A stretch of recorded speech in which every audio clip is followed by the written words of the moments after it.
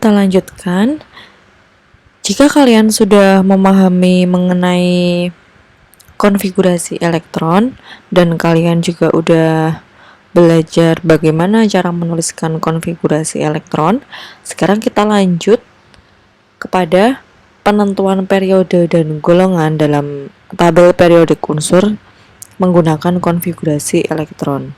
Jadi di sini sebenarnya ada korelasi atau ada hubungan antara konfigurasi elektron dengan penentuan periode dan golongan. Sebenarnya kalian kemarin juga udah saya tugaskan untuk menghafalkan unsur-unsur dalam tabel periodik.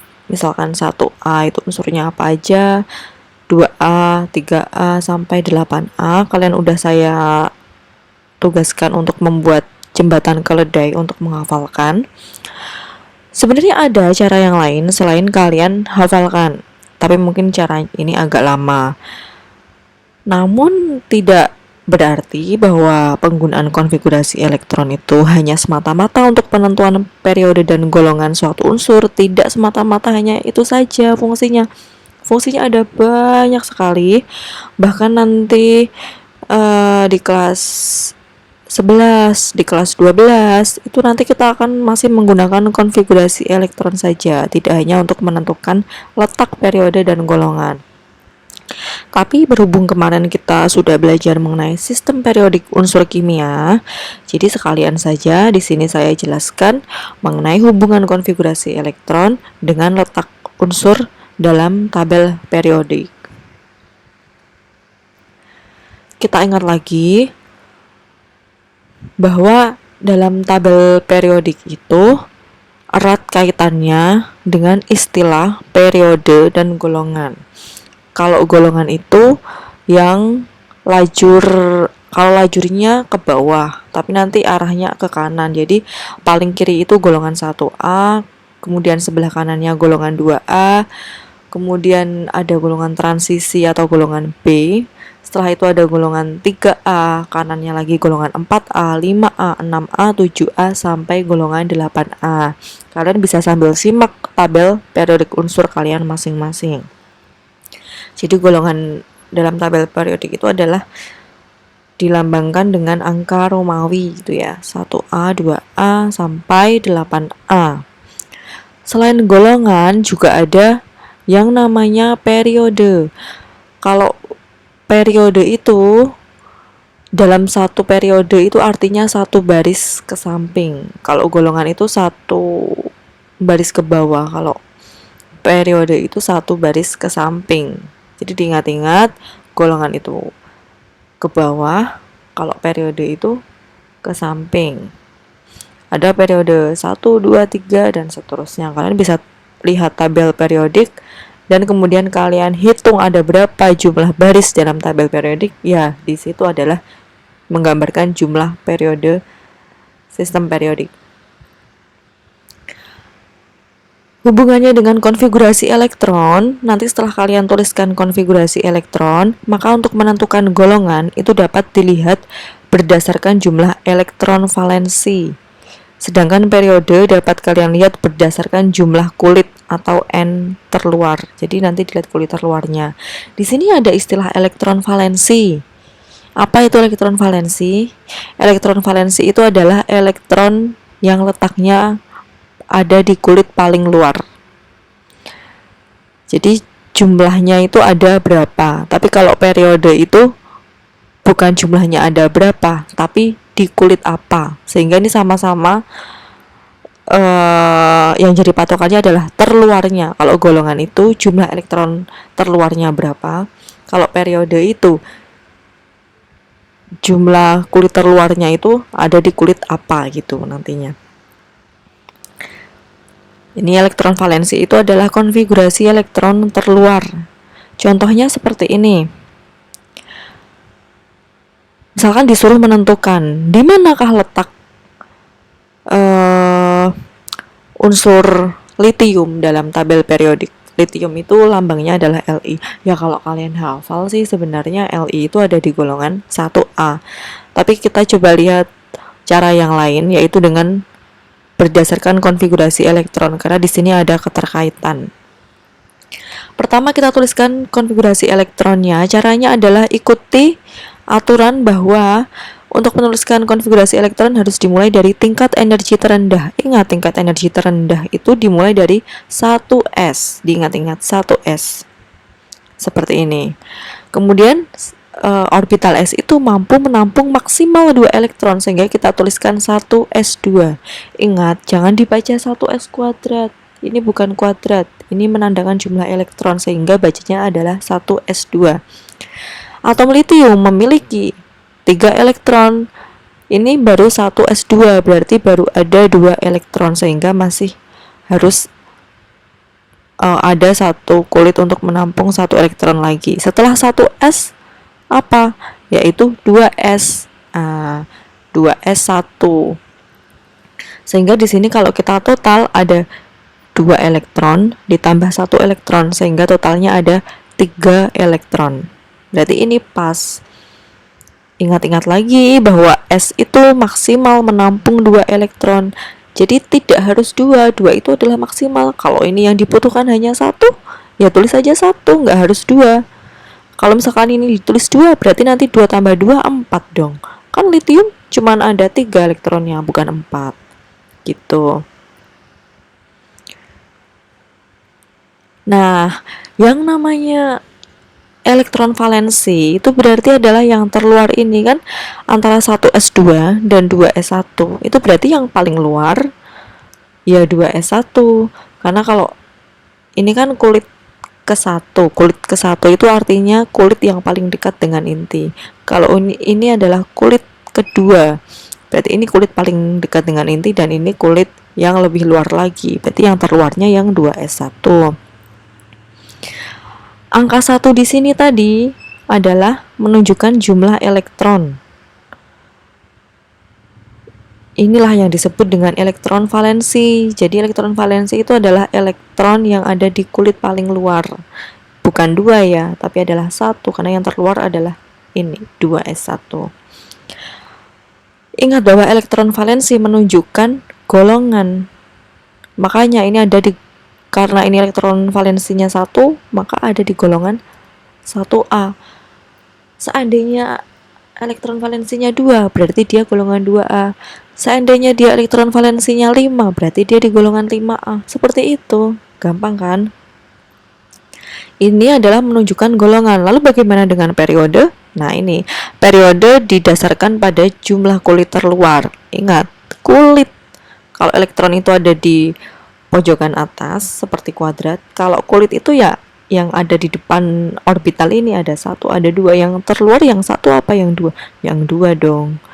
Nah, ini adalah kulit terluar. Kulit terluarnya adalah kulit nomor 2 sehingga ada di periode 2. Kalau kulit terluarnya 3 berarti ada di periode 3.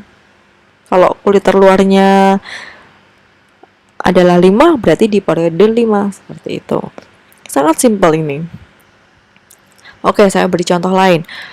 Misalnya disuruh menentukan letak periode dan golongan atom karbon dalam sistem periodik unsur. Kalau kita hafal, ya jelas karbon itu adalah letaknya di golongan 4A. Tapi coba kita lihat dari cara konfigurasi elektronnya. Pertama kita tuliskan konfigurasi elektronnya. Ingat, dimulai dari energi paling rendah adalah 1s2, betul. Kemudian setelah 1s2 ini baru ada 2 elektron, yang diminta adalah 6. Setelah 1s itu adalah 2s. Ingat, s maksimal menampung 2. Ini 2 tambah 2 baru ada 4, yang diminta 6, masih kurang. Kita tambahkan lagi, setelah 1s 2s adalah 2p. Nah, sehingga di sini adalah 2. P maksimal menampung 6 elektron, tapi ini yang dibutuhkan hanya kurang 2 kan, berarti tinggal dituliskan 2. Nah, lalu kita lihat elektron valensinya. Di sini elektron valensinya berapa? Elektron valensinya apakah 2? Tidak. Jadi kalau yang terakhirnya adalah P, ini P itu tidak bisa berdiri sendiri. Dia harus berikatan dengan S nanti untuk menghitungnya. Jadi tidak bisa kita hitung hanya kulit terluarnya 2p2, tidak bisa, tapi adalah 2s2 dan juga 2p2. Sehingga nanti elektron valensinya dijumlah antara yang punyanya S dan punyanya P. 2 tambah 2 adalah 4. Jadi elektron valensinya adalah 4, sehingga golongannya golongan 4A. Kemudian untuk kulit terluarnya, ya ini kan sama-sama ada di kulit 2. Jadi adalah 2, sehingga kulit terluarnya ini ada di periode 2. Sebenarnya kenapa sih kalau yang belakangnya ini adalah S, itu dia bisa berdiri sendiri, elektron valensinya 1, nggak perlu dijumlah-jumlah lagi. Ya karena dalam kulit nomor 2 itu hanya ada orbital S. Sedangkan kalau ini di kulit nomor 2-nya ada orbital S dan ada orbital P. Jadi dalam kulit nomor 2 ini ada 4 elektron. Jadi tidak bisa kalau yang dihitung hanya yang punyanya P aja. Kan yang S-nya yang ini juga ada di kulit nomor 2. Jadi dijumlah 2 tambah 2 4 gitu. Saya kasih contoh satu lagi, misalkan titanium. Ini nomor atomnya 22, sehingga jumlah elektronnya juga 22. Ada di periode dan golongan berapa? Titanium ini mungkin agak rumit, tidak bisa kita hafalkan karena dia bukan termasuk golongan yang nomor atomnya rendah gitu. Kita mulai dari 1s2, kemudian lama-lama udah hafal ya kalian ya. 1s2, 2s2, 2p6, 3s2, 3p6. Ini dihafalkan seperti yang sudah saya jelaskan tadi, ada di diagram tingkat energi. Kita jumlahkan dulu, 2 tambah 2 4 tambah 6 10 tambah 2 12 tambah 6 18, masih kurang. Habis 3p6 4s2 ini baru 20, kurang 2 elektron. Habis 4s2 adalah 3d2. Nah, kalau yang seperti ini berarti kulit terluarnya mana? Apakah 3D2? Tidak, di sini kulit terluarnya adalah 4S2. Kan yang paling dekat dengan inti ada di kulit nomor 1. Kemudian ini ada di kulit nomor 2, agak jauh dari inti. Ini ada di kulit nomor 3, agak jauh lagi dari inti. Nah, yang paling jauh dari inti kan ini, kulit nomor 4, sangat jauh dari inti. Berarti yang terluarnya adalah 4S2. Lalu, karena di sini ada D, kalau udah masuk orbital D, maka 4s2 ini nanti juga gabung dengan D. Kemudian elektronnya, ini kulit terluarnya adalah 4 ya. Sehingga di periode 4. Kemudian untuk elektron valensinya dijumlah 2 tambah 2 4. Sehingga di golongan, kenapa bukan 4A? Kenapa 4B? Kalau 4A itu adalah orbital khusus S dan P aja. Ini hanya ada S, kalau ini hanya ada S dan P. Tapi kalau udah ada D, itu berarti nanti masuk golongan B, bukan golongan A. Golongan A itu golongan utama, kalau golongan B itu golongan transisi. Gitu. Nah, yang kayak golongan B ini kan kalian nggak bisa ngafalin, karena kemarin yang saya minta untuk membuat jembatan keledai itu hanya golongan A saja kan. 1A, 2A, 3A, sampai 8A. Sedangkan yang golongan B kan enggak. Jadi kan nggak mungkin kalian menghafalkan semua unsur 118 unsur dalam tabel periodik. Nah, solusinya untuk golongan B yang nggak ada jembatan keledai untuk menghafalkannya, kalian cari letak periode dan golongannya menggunakan konfigurasi elektron seperti ini. Saya garis bawahi bahwa kalau kulit terluarnya S, maka ya udah langsung aja nanti elektronnya di pojok atas ini sebagai elektron valensi yang menggambarkan golongan. Kemudian kulit atomnya ini yang angka 2, ini yang di depan orbital S ini nanti menggambarkan periodenya. Gampang ya kalau yang belakangnya S. Tapi kalau yang terluarnya P, maka nanti P ini menggandeng S sehingga dijumlah. Elektronnya dijumlah punyanya P dan S. Yang sama-sama ada di kulit yang sama ya. Kalau ini kan sama-sama 2. Kalau nanti 3 ya yang sama-sama 3 gitu. Nah, kalau yang belakangnya D, D ini nanti juga menggandeng S. Kemudian untuk letak periodenya, perhatikan yang angkanya paling banyak, jangan terus mentang-mentang yang paling belakang di sini 3D2 terus berarti ada di periode 3. Tidak, tapi periode itu adalah yang kulitnya paling luar, berarti yang angkanya kan paling banyak. Semakin banyak angkanya berarti dia semakin jauh dari inti atom, artinya kulitnya paling luar. Lalu kalau ada orbital D berarti nanti masuk golongan B, bukan golongan A. Ini ya, ini adalah golongan 1A, ini golongan 2A. Kemudian ini 3A, 4A, 5A, 6A, 7A, dan 8A. Nah, golongan B itu adalah golongan transisi ini yang tidak kalian hafalkan kemarin. Golongan 1A dan 2A itu biasanya untuk konfigurasi elektronnya itu berakhiran di orbital S, makanya ini disebut blok S. Kalau golongan 3A, 4A, 5A, 6A, 7A dan 8A kecuali ini yang paling atas ini disebut blok P karena elektron terluarnya nanti ada di orbital P biasanya. Kalau yang unsur transisi ini disebut blok D karena memuat orbital D kan kalau yang blok D tadi. Nah, sebenarnya ada lagi yaitu blok F, tapi ini terlalu panjang banget konfigurasinya sehingga kita tidak perlu ke sini.